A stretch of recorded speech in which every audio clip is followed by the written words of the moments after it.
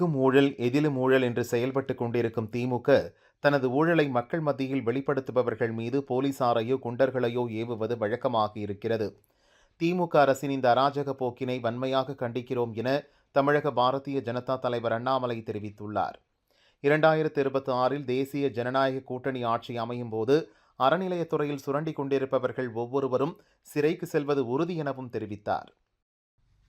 தமிழகத்தில் இந்து சமய அறநிலையத்துறை இந்துக்களுக்கு சாதகமாக இல்லை. கோவில்களில் ஏராளமான கட்டுப்பாடுகள் விதிக்கப்படுகின்றன என RSS தென் தமிழக மாநில தலைவர் ஆடலரசன் கூறினார். தமிழகத்தில் RSSக்கு நல்ல வரவேற்பு உள்ளது. தமிழகத்தில் 1100 RSS நேரடி கிளைகள் இருந்தன. தற்போது 4100ஆக உயர்ந்துள்ளன என்றும் சொன்னார். தேனியை சேர்ந்த லட்சுமண பிரதீப் முருகன் என்பவர் கடந்த 19ஆம் தேதி வணிக கப்பலில் மத்திய ஆப்பிரிக்க பகுதியில் சென்றபோது கடல் கொள்ளையர்கள் கப்பலை தடுத்து நிறுத்தினர். இதையடுத்து தேனியில் உள்ள அவரது குடும்பத்தினர் கவலையில் ஆழ்ந்துள்ளனர். இந்நிலையில் கடற்கொள்ளையரால் கடத்தப்பட்ட லட்சுமண பிரதீப் முருகனை மீட்க நடவடிக்கை எடுக்க வேண்டும் என மத்திய வெளியுறவுத்துறை அமைச்சர் ஜெய்சங்கருக்கு மாநில பாரதிய ஜனதா தலைவர் அண்ணாமலை கடிதம் எழுதியுள்ளார்.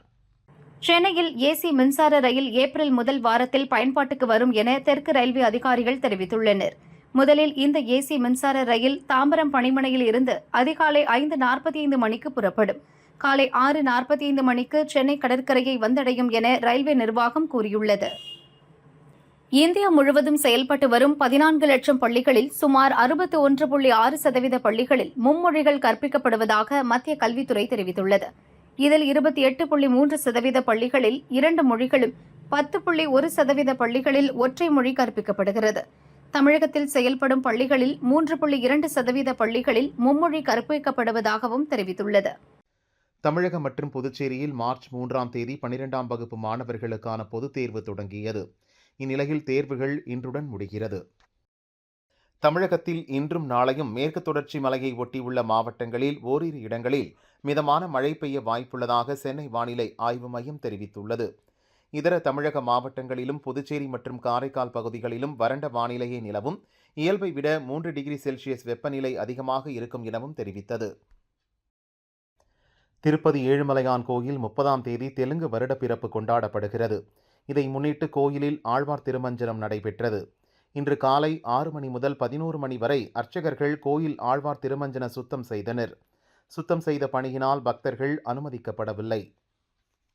கும்பகோணம் அருகே தென்னக திருப்பதி என்று போற்றப்படும் 108 வைணவ திவ்ய தேசங்களில் ஒன்றான ஒப்பிலியப்பன் கோயிலில் பங்குனி பிரம்மோற்சவ பெருவிழாவை முன்னிட்டு தேரோட்டம் நடந்தது.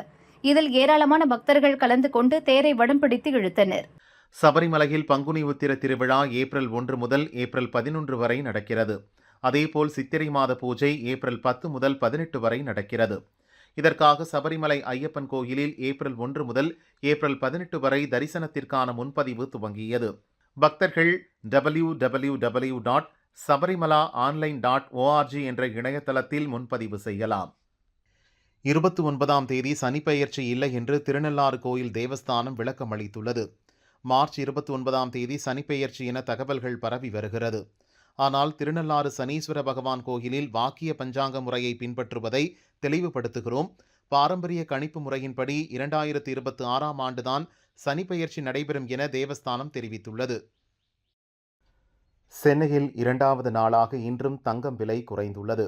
சவரனுக்கு 240 ரூபாய் குறைந்து ஒரு சவரன் 65,480 ரூபாய்க்கு விற்பனையாகிறது. 1 கிராம் 8,185 ரூபாய்க்கு விற்கப்படுகிறது. வெள்ளி விலையில் மாற்றமின்றி 1 கிராம் 110 ரூபாய்க்கு விற்பனை செய்யப்படுகிறது. தமிழகத்தில் ஏப்ரல் 1ஆம் தேதி முதல் 40 சுங்கச்சாவடிகளில் கட்டணம் உயர்கிறது. 5 முதல் 25 ரூபாய் வரை கட்டணம் அதிகரிக்கும் என தேசிய நெடுஞ்சாலைகள் ஆணையம் தெரிவித்துள்ளது. எஞ்சியுள்ள 38 சுங்கச்சாவடிகளில் 2ஆம் கட்டமாக செப்டம்பர் 1 முதல் கட்டணம் உயர்த்தப்படும்.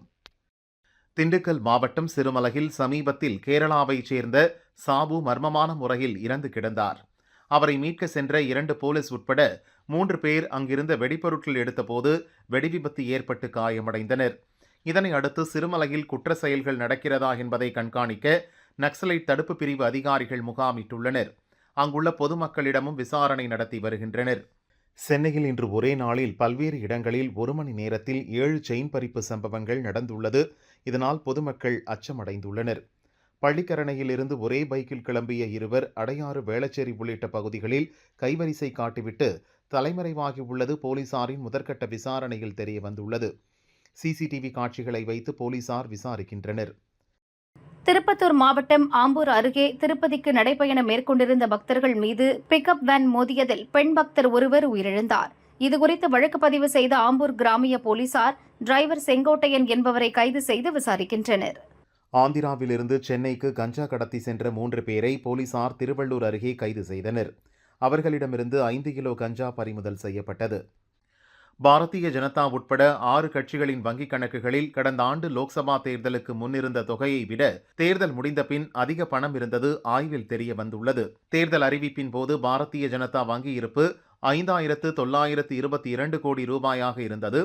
தேர்தல் முடிந்த பின் வங்கி இருப்பு 10,107 கோடி ரூபாயாக உயர்ந்துள்ளது. இந்தியாவின் பாரம்பரிய பானமான கோலி சோடாவுக்கு அமெரிக்கா, பிரிட்டன், ஐரோப்பிய மற்றும் வளைகுடா நாடுகளில் நல்ல வரவேற்பு கிடைத்து வருவதாக மத்திய வர்த்தக அமைச்சகம் தெரிவித்துள்ளது. பிரிட்டனில் கோலி பாப் சோடா கலாச்சார அடையாளமாக மாறி வருகிறது. இந்திய பானத்தை புதுமையான பெயரில் கொண்டு வந்திருப்பது அங்குள்ள மக்களின் கவனத்தை ஈர்த்துள்ளது. இலங்கையின் மன்னார் உட்பட 2 இடங்களில் அதானி குழுமம் சார்பாக அமைய இருந்த காற்றாலை மின் உற்பத்தி திட்டத்தை அதிபர் அனுரகுமார திசநாயகி ரத்து செய்தார். அதிபர் அனுராவின் இந்த செயலுக்கு முன்னாள் அதிபர் அனில் கண்டனம் தெரிவித்துள்ளார். இது இந்தியாவின் மற்ற அனைத்து முதலீடுகளிலும் பின்விளைவுகளை ஏற்படுத்தும் எனவும் எச்சரித்தார். நியூசிலாந்தின் மேற்கு பகுதியில் இந்திய நேரப்படி காலை 7:13 மணிக்கு சக்தி வாய்ந்த நிலநடுக்கம் பதிவாகியுள்ளது. ரிக்டர் அளவில் 7ஆக பதிவாகியுள்ளது. தெற்கு தீவின் தென்மேற்கு பகுதியில் 10 கிலோமீட்டர் ஆழத்தில் தெரிவித்துள்ளது. தற்போது வரை சுனாமி எச்சரிக்கை எதுவும் விடுக்கப்படவில்லை. கனடாவில் பார்லிமெண்டை கலைத்து ஏப்ரல் 28 தேர்தலை நடத்துவதாக கனடாவின் புதிய பிரதமர் மார்க் கார்னி அறிவித்துள்ளார். இந்நிலையில் கனடா பொதுத் தேர்தலில் சீனாவும் இந்தியாவும் தலையிட முயற்சிக்க வாய்ப்புள்ளது. அதே நேரத்தில் ரஷ்யாவும் பாகிஸ்தானும் அவ்வாறு செய்ய வாய்ப்புள்ளது என அந்நாட்டு உளவுத்துறை குற்றம் சாட்டியுள்ளது. பிருத்விராஜ் இயக்கத்தில் மோகன்லால் நடிப்பில் உருவாகியுள்ள எம்புரான் படம் டிக்கெட் முன்பதிவில் கிட்டத்தட்ட 60 கோடி ரூபாயை கடந்துவிட்டது. இந்நிலையில் பெங்களூரு ராஜராஜேஸ்வரி நகரில் உள்ள தனியார் நர்சிங் கல்லூரி ஒன்று படம் வெளியாகும் மார்ச் 27 அன்று விடுமுறை அறிவித்துள்ளது. நடிகரும் பிரபல கராத்தே வீரருமான ஷிகான் ஹுசைனி உடல்நலக்குறைவால் காலமானார். அவருக்கு வயது 60. அவரது மரணத்தை அறிந்த திரையுலகத்தினர் அதிர்ச்சியும் சோகமும் அடைந்துள்ளனர். முன்னதாக ஷிகான் ஹுசைனி தமது உடல் உறுப்புகளை தானம் செய்வதாக அறிவித்திருந்தார்.